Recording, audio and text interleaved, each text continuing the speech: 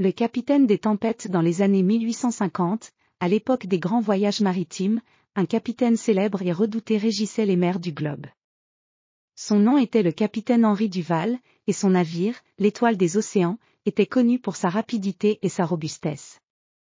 Mais ce qui faisait la renommée du capitaine Duval n'était pas seulement son expertise en navigation, mais aussi une série d'aventures extraordinaires qui avaient marqué l'histoire maritime.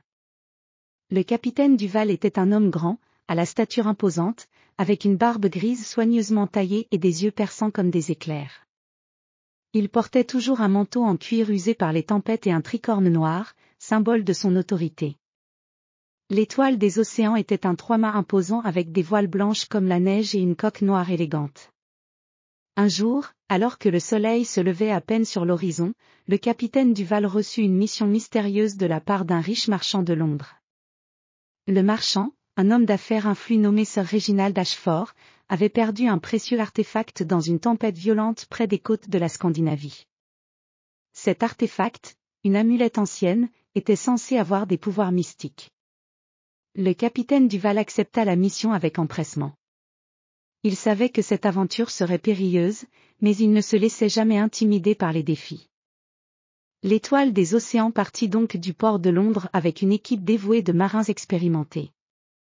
Le voyage commença sous un ciel clair, mais très vite, des nuages sombres commencèrent à s'amonceler, et une tempête menaçante se forma à l'horizon. Les vents se déchaînèrent et les vagues devinrent des montagnes d'eau. L'Étoile des océans, malgré sa robustesse, tanguait dangereusement sous la force des éléments. Les marins s'accrochaient au cordage, tandis que le capitaine Duval, debout sur le pont, guidait son navire avec une détermination inébranlable. Sa voix, puissante et autoritaire, résonnait à travers le tumulte de la tempête, donnant des ordres clairs et précis à son équipage. À travers la pluie battante et les éclairs illuminant la nuit, le capitaine Duval repéra enfin la silhouette sombre d'une île au loin. Il savait que c'était là que l'artefact devait être retrouvé. Les tempêtes semblaient vouloir repousser le navire loin de l'île, mais le capitaine Duval, avec un mélange de bravoure et de compétence, manœuvra l'Étoile des océans avec précision, évitant les rochers acérés qui surgissaient sous les vagues.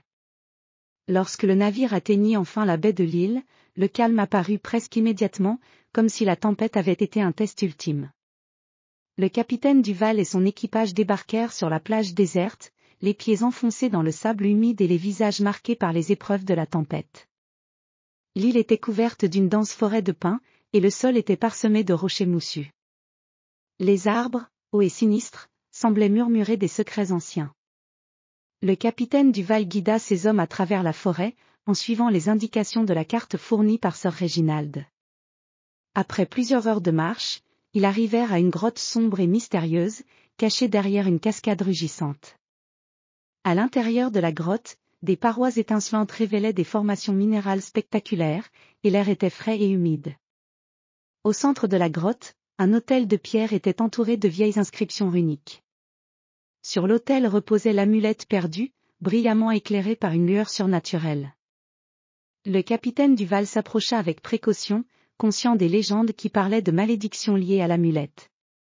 Avec une prudence méticuleuse, il prit l'amulette et la plaça dans une boîte sécurisée qu'il avait apportée pour la protéger pendant le voyage de retour. Le retour à Londres se fit sous des conditions bien meilleures, avec un ciel clair et une mer tranquille. Le capitaine Duval et son équipage furent accueillis en héros à leur arrivée.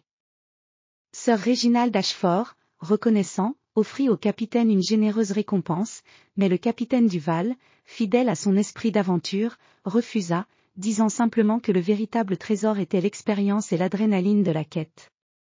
Le capitaine Henri Duval et son navire, l'Étoile des océans, continuèrent à parcourir les mers, leur légende grandissant avec chaque aventure.